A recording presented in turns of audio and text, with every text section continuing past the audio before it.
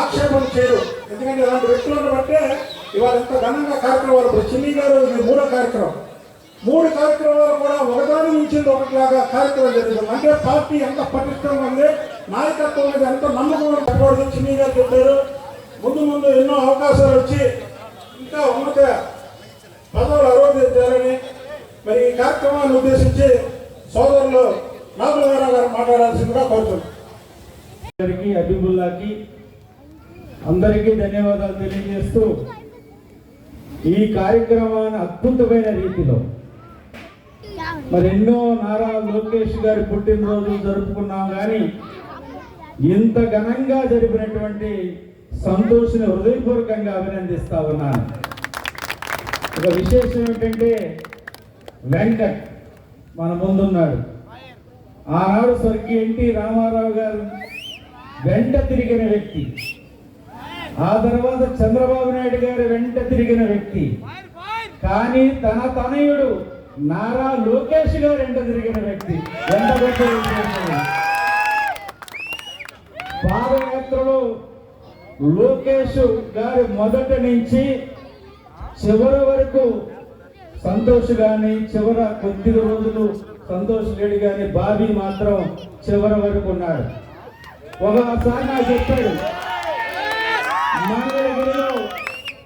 మంగళగిరిలో లోకేష్ గారు వస్తూ ఉంటే అద్భుతమైన రీతిలో స్వాగత ఏర్పాట్లు చేసింది ఈ సంతోషే.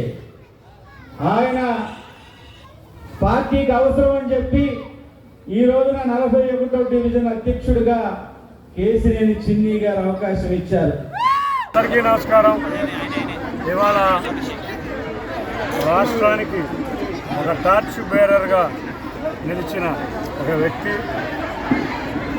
చక్కటి వ్యక్తి, ఆత్మీయంగా ఉండే వ్యక్తి, గర్వం లేని, ఎంత ఎత్తు ఎదిగినా ఒదిగుండే వ్యక్తి, నిజంగా ఒక ఆత్మీయుడిని తలపించే గౌరవ మా యువనేత నారా లోకేష్ గారి జన్మదినం సందర్భంగా విజయవాడ నగరం అంతా కూడా ఇవాళ ఒక పండగ వాతావరణంలో తెలుగుదేశం శ్రేణులు ఇవాళ తమ సేవా కార్యక్రమాల ద్వారా చూస్తే ఎక్కడికక్కడ సేవా కార్యక్రమాల ద్వారా ఇవాళ మా అభిమానాన్ని, మా యొక్క ఆత్మీయతని తెలుపుకోవడం జరిగింది.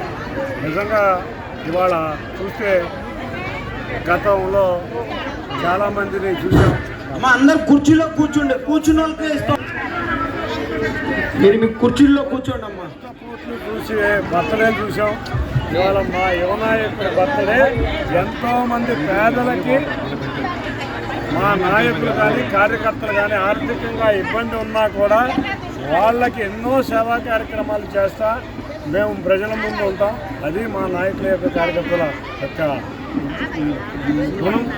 ఇక్కడ చూస్తే 41వ డివిజన్లో సంతోష్ కానీ, బాబీ కానీ, కార్యవర్గ సభ్యులందరూ కూడా తెలుగుదేశంలో ఆ రోజు నారా లోకేష్ గారితో పాదయాత్ర చేసి తాము కూడా పాదయాత్రలో భాగస్వామ్యమై ఏ పాదయాత్ర అయితే ఈ రాష్ట్రాన్ని ఒక అరాచక పాలన నుంచి ఒక మంచి ప్రభుత్వానికి తీసుకువెళ్ళి ఈ రాష్ట్రానికి అందించిన నారా లోకేష్ గారి బర్త్డే వేడుకల్ని ఇంత ఘనంగా జరుపుతున్న వాళ్ళందరికీ కూడా ధన్యవాదాలు తెలుపుకుంటూ మరొక్కసారి ఈ రాష్ట్రం టార్చ్ బేరర్ అంటే ఈ రాష్ట్రం దశ చూపించే నాయకుడిగా నారా లోకేష్ గారు ఉండాలని, త్వరలో అతనికి పార్టీలో కానీ ప్రభుత్వంలో కానీ అత్యున్నత పదవులు రావాలని మా అందరి కోరిక.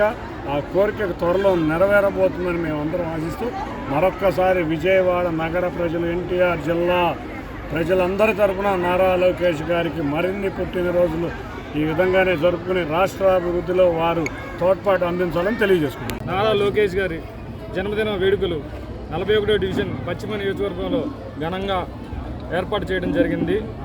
ఈ కార్యక్రమంలో పేదవారికి చీరలు, విద్యార్థులకు పుస్తకాలు, పెన్నులు ఇవ్వడం, ఈ విధంగా ఈ జన్మదినాన్ని జరుపుకోవడం జరుగుతుంది.